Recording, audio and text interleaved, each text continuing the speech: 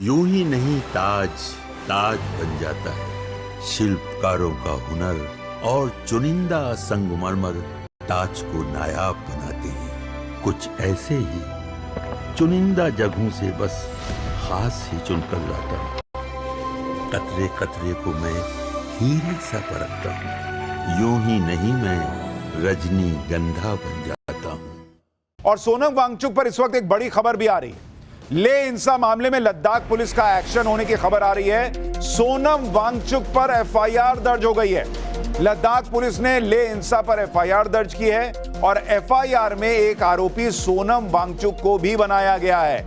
यानी सोनम वांगचुक की मुश्किल बढ़ रही है। पहले गृह मंत्रालय की रिपोर्ट में उनको इस हिंसा का कारण बताया गया और अब बड़ी खबर आ रही है कि जो एफआईआर हुई है उसमें सोनम वांगचुक को भी एक आरोपी बनाया गया है। उस एफआईआर में ले हिंसा पर एफआईआर जो दर्ज हुई उसमें सोनम वांगचुक का नाम भी शामिल है।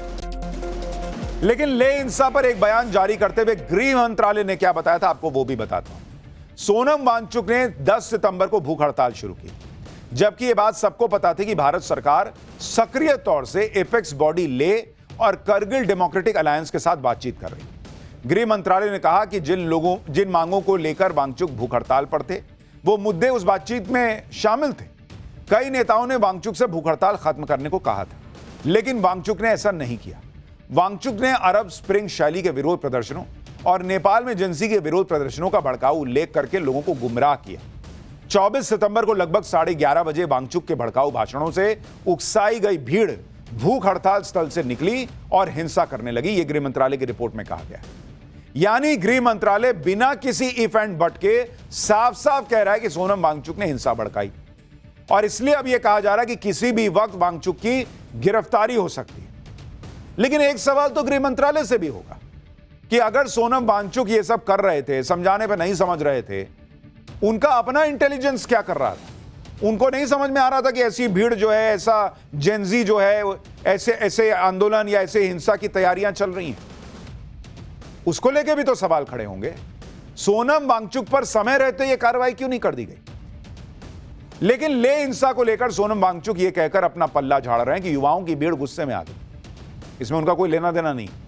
लेकिन अब सोनम वांगचुक के पुराने बयान भी निकल रहे हैं, जिसमें उन्होंने अपने प्रदर्शन के दौरान कभी नेपाल तो कभी बांग्लादेश की बात की थी। आरोप है कि इस तरह के प्रोटेस्ट जिन्होंने दूसरे देशों में तख्ता पलट कर दिया, उनकी बात करके सोनम वांगचुक ने लद्दाख को नेपाल बांग्लादेश बनाने की साजिश की थी। क्या आप सोनम वांगचुक के वो पुराने बयान देखिए जो वायरल हो रहे हैं। दावा है कि 10 सितंबर 2025 को ही सोनम वांगचुक ने कहा कि बांग्लादेश, नेपाल, श्रीलंका की तरह लद्दाख में भी आम जनता बदलाव लाएगी। उनके कुछ वीडियो वायरल करके यह आरोप लगाया जा रहा है कि सोनम वांगचुक ने प्रदर्शनकारियों को नकाब पहनकर हिंसा करने के लिए उकसाया। आरोप है कि सोनम वांगचुक कश्मीर स्टाइल में लद्दाख में जनमत संग्रह कराने की भी मांग कर चुके हैं। सोनम वांगचुक उस कांग्रेस पार्षद का भी बचाव कर रहे हैं जिस पर हिंसा भड़काने के आरोप में एफआईआर। सोनम वांगचुक का एक बयान भी वायरल हो रहा है जिसमें वो नेपाल, बांग्लादेश की बात कर रहे हैं। एक बार इसको सुनिए, फिर जो आरोप लग रहे हैं उनकी सच्चाई भी बताऊंगा। यही वो बयान है जिनको लेकर सवाल उठ रहा है कि अगर सोनम वांगचुक खुद शांतिपूर्ण तरीके से भूख हड़ताल कर रहे थे तो जो सुनने आए थे उनको ये क्यों कह रहे थे कि श्रीलंका, नेपाल और बांग्लादेश जैसा यहां पर बदलाव आ जाएगा? श्रीलंका, नेपाल और बांग्लादेश में तो भूख हड़ताल करके बदलाव नहीं आया। वहां तो हिंसा हुई, आगजनी हुई, तोड़फोड़ हुई, मारापीटी हुई, पब्लिक सड़क पर आ गई, देश जलाने लगी। तो जब आप अगर खुद भूख हड़ताल में विश्वास रखते हैं तो जो सुनने आए थे उनको उन देशों का उदाहरण क्यों दे रहे थे? यह सवाल पूछा जा रहा है। सोनम वांगचुक के ऐसे ही बयान को लेकर उन पर गंभीर आरोप लग रहे हैं। सवाल उठ रहे हैं कि कहीं वो विदेशी ताकतों के हाथ में तो नहीं खेल रहे। पिछले साल मार्च में जब लद्दाख में भारत और चीन की सेना बॉर्डर पर आमने सामने थी, तब सोनम वांगचुक ने यह धमकी दी थी कि अगर चीन लद्दाख में घुसने की कोशिश करेगा तो हम चीन से नहीं लड़ पाएंगे। सुनिए।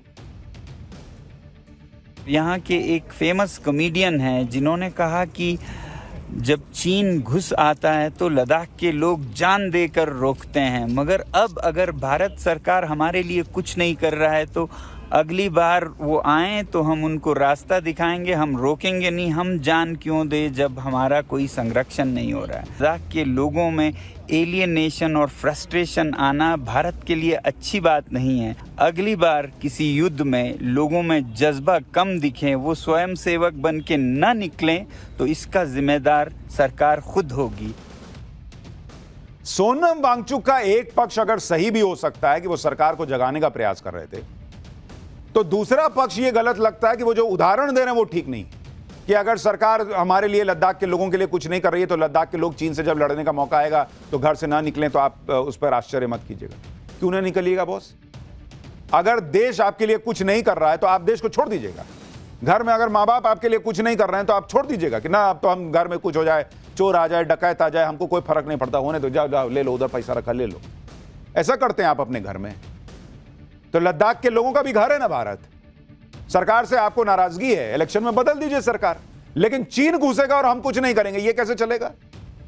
इतना ही नहीं, सोनम वांगचुक के विदेशी दौरों पर भी सवाल उठते रहे। आरोप है कि इसी साल फरवरी में सोनम वांगचुक पाकिस्तान गए थे। पाकिस्तान की मीडिया के कार्यक्रम में शामिल होते हुए वांगचुक ने पाकिस्तान की मीडिया की तारीफ की थी। स्कार्दू और बाल्टिस्तान जैसे इलाकों को ऑटोनॉमी देने के लिए वांगचुक ने पाकिस्तान की तारीफ की थी। इसके अलावा तिब्बत को ऑटोनॉमी देने पर भी वो चीन की तारीफ कर चुके हैं। सोनम वांगचुक की एक और फोटो भी वायरल हो रही है, जिसमें वो भारत विरोधी माने जाने वाले बांग्लादेश के मोहम्मद यूनुस के साथ दिख रहे हैं। इस पर सोशल मीडिया पर लोग सवाल उठा रहे हैं कि क्या सोनम वांगचुक की चीन, पाकिस्तान, बांग्लादेश से नजदीकी। हालांकि ये फोटो कब की है ये तो अभी पता नहीं। और मोहम्मद यूनुस तो कोई आज ना बने भाई बांग्लादेश के केयरटेकर पीएम, उसके पहले किसी के साथ फोटो खिंचा लेंगे तो उसकी कोई सेटिंग गेटिंग है।